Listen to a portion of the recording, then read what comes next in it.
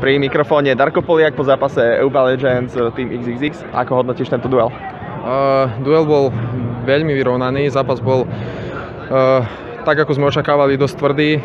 Chalani superi hrali veľmi dobre a vlastne v prvom polčase nás boli lepší jak my a mali prevahu a vlastne to bolo vidno aj na výsledku. V druhom polčase sme mali takých dobrých 10 minút, kedy sa to otočilo v náš prospech a potom sme to tak sa snažili udržať a sme to dotiahli.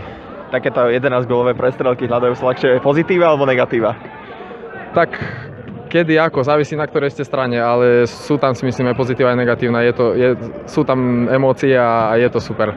Je to zaujímavejšie ako keď to je také, keď je tam menej gólov. Určite hlavne tým, že to je malý futbal, čiže o tom by to malo byť. Čo by sa z tohto zápasu dalo preniesť do ďalších súbojov?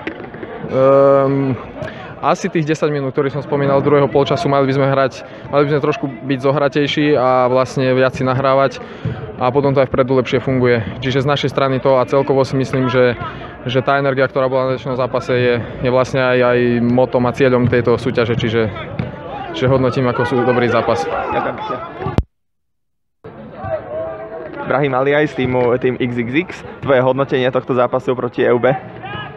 No tak mali sme strašne veľa šancí, ale tak cez 10-15 šancí bolo na obranu a ne to padnúť a strašne sme chceli byť ofenzívni, boli sme teda lepší, ale proste to tam dneska nepadalo a zabudli sme na obranu trošku, tak každý chcel z nás dať gól a nakoniec to tak dopadlo, že sme to nevedeli potom tam dotlačiť.